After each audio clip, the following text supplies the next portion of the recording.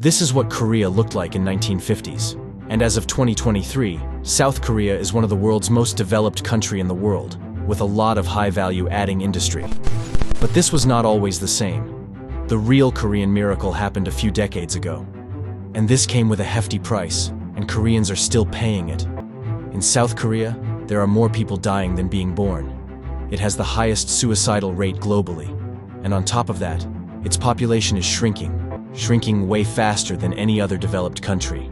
It is projected that at the end of the century, South Korea will lose more than half of its population. The same miracle that brought up South Korea from the ashes of Korean War is now becoming the cause of its extinction. But how?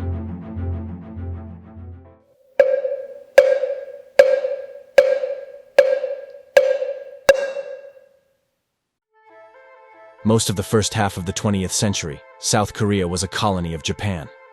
After World War II, Korea gained independence, but the country was divided into Soviet-backed North and United States-led South, immediately after it was liberated from Japan. And in 1950s, the Korean War happened, in which almost whole infrastructure of the South was destroyed. Homelessness peaked, and economic growth went far below than that of the North. In order to deal with the crisis, instead of encouraging small businesses, the Korean government provided financial incentives, subsidies, and loans to Chaebol to help the economy grow and become pillars of the South Korean economy. The Chaebol was the group of ruling elite of Korea. The Chaebol heavily invested in modern technology and laid the foundation of the Korean economic boom. The global cooperation were made and soon started to produce almost everything, from modern-day smartphones to colossal container ships. But this needed qualified and skilled workforce, and this is the time when the education enthusiasm in Korean youth started.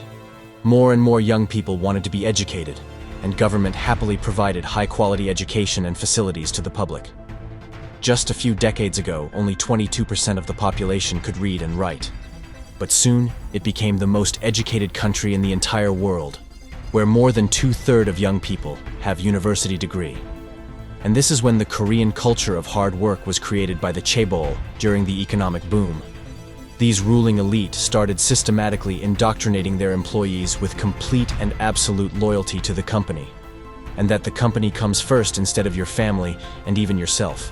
This is how the Korean economic miracle began, with colossal companies and cooperations that invest heavily in modern technology, education fever which created a societal pressure on students, that if they don't have a university degree, they are worthless in the society, and lastly, the extremely exhausted work culture. But if all of that was doing good with the economy, then where is the dark side of it?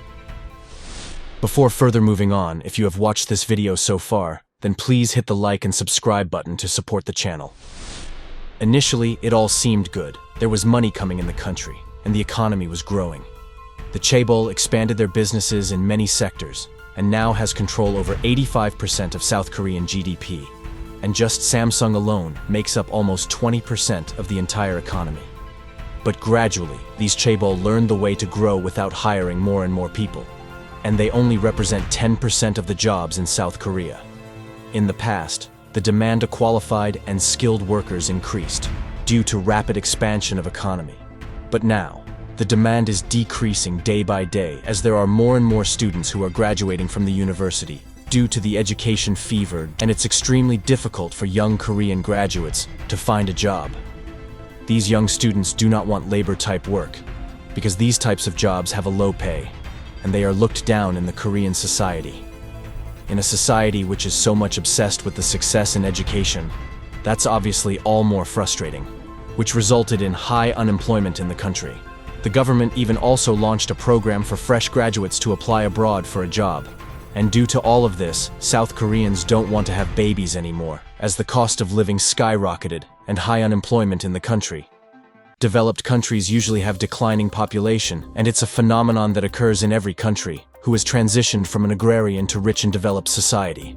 But South Korea takes it to another level. The fertility rate, which defines that how much babies a woman is having, is 0.81, which is far below the average population replacement rate, which is 2.1. It means if a country wants to maintain or stabilize its population growth, then the fertility should be at least equal to 2.1, which is 2.5 times less in South Korea. This is a population projection chart in South Korea. As you can see, at this rate, at the end of the century, South Korea will lose half of its population due to population decline. A survey in 2020 shows that 42% of South Koreans in their 30s were not married, and 4 out of 10 households in the country are single-person households. And women are also less willing to get married. Divorce is also a taboo. Women in South Korea face some discrimination. This makes women more hesitant to get married. And as South Korea is a traditional and conservative society, the country historically maintained a strict policy towards immigration and does not allow foreigners to live in the country. Although it's changing, and the country is now accepting more and more foreigners, so the country can keep its population stabilized. There is also less acceptance of single mothers in the society. In South Korea, single mothers face a lot of stigma and discrimination. According to a report by Human Rights Watch, there are an estimated 20,161 single-parent households headed by unmarried mothers in South Korea. The actual number may be significantly higher, as stigma leads some to conceal their unmarried status. Lack of social acceptance for unwed mothers and their children means they are more likely to be living in poverty and be socially isolated. The role of women in South Korea has been evolving over the years.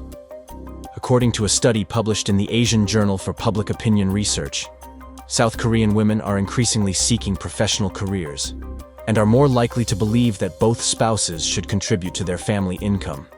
However, societal expectations and personal values still play a significant role in shaping women's roles in South Korea. For instance, a majority of respondents in the same study agreed that a married woman's social status is dependent on her spouse's social status, and the children are women's business. However, public attitudes towards single parenthood are changing. A recent survey found that 31% of South Koreans accept having children without getting married. The South Korean government has also passed laws to combat social prejudice and discrimination against single parents. Government is also trying to encourage birth rates, which are historically low in the country. And the most fun part is that the government is spending $12.5 billion every year on childbirth. But the birth rate is still decreasing day by day. The government pays more than $700 to the parents of newborn baby. But the worst is that the government continues to opt for this path, despite that it does not work. In rich countries, low birth rates are due to social and cultural factors, and less to do with the economic problems. Wealthy parents tend to spend their money on their children and therefore want fewer children. It is astonishing that the miracle which helped South Korea to become the most prosperous and technologically advanced nation in the world has now become the cause of its slow and painful extinction.